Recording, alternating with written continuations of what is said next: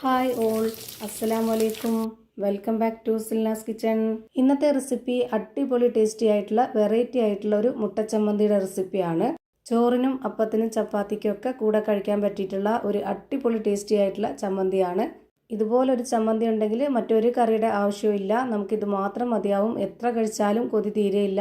അപ്പോൾ ഈ ഒരു ചമ്മന്തി എങ്ങനെയാണ് തയ്യാറാക്കുന്നതെന്ന് അറിയാനായിട്ട് വീഡിയോ സ്കിപ്പ് ചെയ്യാതെ മുഴുവനായിട്ടൊന്ന് കണ്ടു നോക്കണേ. റെസിപ്പിയിലോട്ട് അടക്കുന്നതിന് മുമ്പായി സിൽനാസ് കിച്ചൺ ചാനൽ ആദ്യമായിട്ട് കാണുന്നവരാണെങ്കിൽ പ്ലീസ് ഒന്ന് സബ്സ്ക്രൈബ് ചെയ്തേക്കണേ.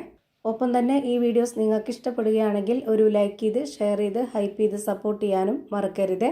ഇനി നമുക്ക് ഇതുപോലൊരു മുട്ടച്ചമ്മന്തി എങ്ങനെയാണ് തയ്യാറാക്കുന്നതെന്ന് നോക്കാം. ഈ ഒരു ചമ്മന്തി തയ്യാറാക്കാനായിട്ട് ഞാനിവിടെ സ്റ്റവിലേക്ക് ഒരു പാൻ വെച്ച് ഫ്ലെയിം ഓൺ ആക്കി കൊടുത്തിട്ടുണ്ട്. ഇനി ഓയിലൊന്ന് ചൂടായി വന്നതിന് ശേഷം ഇതിലേക്ക് 2 സബോള കട്ട് ചെയ്തത് ഇട്ട് കൊടുക്കാം. സബോള നന്നായിട്ട് ചെറുതാക്കി കട്ട് ചെയ്തെടുക്കരുത്. ഈ ഒരു വലുപ്പത്തിൽ കട്ട് ചെയ്തെടുത്താലേ കറക്റ്റ് പരുവത്തിന് കിട്ടുള്ളൂ. പിന്നെ ഇതിലേക്ക് കുറച്ച് കറിവേപ്പില കൂടെ ഇട്ട് കൊടുത്തിട്ടുണ്ട്. ഇനി ഇതിലേക്ക് 2 തക്കാളി കട്ട് ചെയ്തതും പിന്നെ ഇതിലേക്ക് 20 അല്ലി വെളുത്തുള്ളി ഇട്ട് കൊടുത്തിട്ടുണ്ട്. ചെറിയ വെളുത്തുള്ളി ആയതുകൊണ്ടാണ് ഇതുപോലെ 20 എണ്ണം എടുത്തിട്ടുള്ളത്. കുറച്ച് വലിപ്പമുള്ള സൈസ് ആണെന്നുണ്ടെങ്കിൽ ഒരു 15 എണ്ണോ 10 എണ്ണോ ഒക്കെ എടുത്താൽ മതിയാവും. ഇനി ഇതിലേക്ക് എരിവിന് വേണ്ടി ഇട്ട് കൊടുക്കുന്നത് ഉണക്കമുളകാണ്. 7 എണ്ണം ഇതുപോലെ കട്ട് ചെയ്തിട്ട് ഇട്ട് കൊടുക്കുന്നുണ്ട്. ഓരോരുത്തരുടെ എരിവിനനുസരിച്ച് കൂട്ടിയും കുറച്ചൊക്കെ എടുക്കാവുന്നതാണ്. പിന്നെ ഇതിലേക്ക് വേണ്ടത് ഒരു 1/4 സ്പൂൺ അളവിൽ പെരിഞ്ജീരകമാണ്. പിന്നെ ഇതിലേക്ക് നല്ലൊരു മണത്തിന് വേണ്ടി ഒരു 2 ഗ്രാമ്പു ഇട്ട് കൊടുക്കുന്നുണ്ട്. പെരിഞ്ജീരകപ്പൊടി ഇട്ട് കൊടുക്കുമ്പോഴും ഗ്രാമ്പു ഇട്ട് കൊടുക്കുമ്പോഴും ഒരുപാട് ഇട്ട് കൊടുക്കരുത്. ഇത് രണ്ടും ഇട്ട് കൊടുത്താൽ ഒരു പ്രത്യേക ടേസ്റ്റും മണമൊക്കെ ആയിരിക്കും.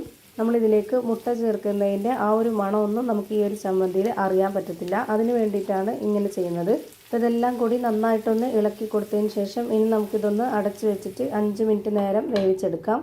ഇതൊന്ന് കുറച്ച് വെന്ത് കുഴഞ്ഞ് വരണം. 5 മിനിറ്റിന് ശേഷം ഞാനിതൊന്ന് തുറന്ന് നോക്കുന്നുണ്ട്. ഇപ്പോൾ ഇതാ നല്ലപോലെ വെന്ത് കുഴഞ്ഞ് വന്നിട്ടുണ്ട്. ഈ ഒരു പരുവാകുമ്പോൾ നമുക്കിതിലേക്ക് 2 കോഴിമുട്ട നേരത്തെ തന്നെ പുഴുങ്ങി വെച്ചിരുന്നു. അതിൻ്റെ മഞ്ഞ മാറ്റിയതിന് ശേഷം ആ ഒരു വെള്ളം ഇതുപോലെ കട്ട് ചെയ്തിട്ട് ഇട്ട് കൊടുക്കുക. ഇതിന് ഓരോന്നിനും ചേർക്കുന്നതിന് കണക്കുണ്ട്. ഞാനിവിടെ ആദ്യം സബോള എടുത്ത കണക്ക് പറഞ്ഞിരുന്നു. ആ ഒരു കണക്കനുസരിച്ചാണ് ബാക്കിയുള്ള എല്ലാ ഇൻഗ്രീഡിയൻസും ചേർത്ത് കൊടുത്തിട്ടുള്ളത്. ഇനി ഇതിലേക്ക് ആവശ്യത്തിനുള്ള ഉപ്പും കൂടെ ഇട്ട് കൊടുത്തതിന് ശേഷം ഇതുപോലെ നന്നായിട്ടൊന്ന് ഇളക്കി കൊടുക്കാം. മുട്ടയുമായിട്ട് ഇത് വെന്ത് കിട്ടണമെന്നൊന്നുമില്ല. ചെറുതായിട്ട് 1-2 സെക്കൻഡ് ഇതുപോലെ ഒന്ന് ഇളക്കി കൊടുത്തിട്ട് ഒന്ന് ചൂടാക്കി എടുത്താൽ മാത്രം മതി. ഇനി ഇതൊന്ന് ചൂടാറിയതിന് ശേഷം ഒരു മിക്സിയുടെ ജാറിലേക്ക് മുഴുവനായിട്ടും ഇട്ട് കൊടുക്കാം. ഇതൊന്ന് അരച്ചെടുക്കാനാണ്. കുറച്ചൊന്ന് ലൂസായിട്ട് ചമ്മന്തി വേണമെന്നുള്ളവർക്ക് 1-2 സ്പൂൺ വെള്ളം ഒഴിച്ചു കൊടുക്കാം. എന്നിട്ട് അരച്ചു കൊടുക്കാം. ഞാനിവിടെ ഒട്ടും തന്നെ വെള്ളം ചേർക്കാതെയാണ് ഇതുപോലെ നന്നായിട്ട് നല്ല കട്ടിയിൽ അരച്ചെടുത്തിട്ടുള്ളത്. ഈ ഒരു കട്ടിയിൽ തയ്യാറാക്കുമ്പോഴാണ് എനിക്ക് കൂടുതൽ ഇഷ്ടമായിട്ടുള്ളത്. അതുകൊണ്ടാണ് ഈ പരുവത്തിൽ തയ്യാറാക്കിയെടുത്തത്. ഇപ്പോൾ ഞാനിവിടെ നന്നായിട്ട് അരച്ചെടുത്തിട്ടുണ്ട്. ആ ഒരു അരച്ച മിക്സ് ഇതുപോലൊരു പാത്രത്തിലേക്ക് മാറ്റുന്നുണ്ട്. ഇനി നിങ്ങൾ ദോശയ്ക്കും അപ്പത്തിനും അതുപോലെ ഇഡ്ഡലി, ചപ്പാത്തി, ചോറ് അങ്ങനെയുള്ള എല്ലാ കാര്യത്തിനും ഇതുപോലെ ഒന്ന് തയ്യാറാക്കി നോക്കുക. ടേസ്റ്റ് അറിഞ്ഞു കഴിഞ്ഞാൽ പിന്നെ നമ്മൾ എപ്പോഴും ഇതുപോലെ ആയിരിക്കും തയ്യാറാക്കി എടുക്കുന്നത്. അത്രയും ടേസ്റ്റി ആയിട്ടുള്ള ഒരു ചമ്മന്തിയാണ്. ഇപ്പോൾ ഇതിൻ്റെ കറക്റ്റ് ആയിട്ടുള്ള പരുവം ഇതുപോലൊരു സ്പൂൺ കൊണ്ട് കോരി കാണിക്കുന്നുണ്ട്. ഇതാണ് ഇതിൻ്റെ കറക്റ്റ് പരുവം. അപ്പോൾ ഇത്രയേ ഉള്ളൂ ഇന്നത്തെ വീഡിയോ ഇഷ്ടമായാൽ ലൈക്ക് ചെയ്യാനും കമൻറ്റ് ചെയ്യാനും ഷെയർ ചെയ്യാനും മറക്കരുത്.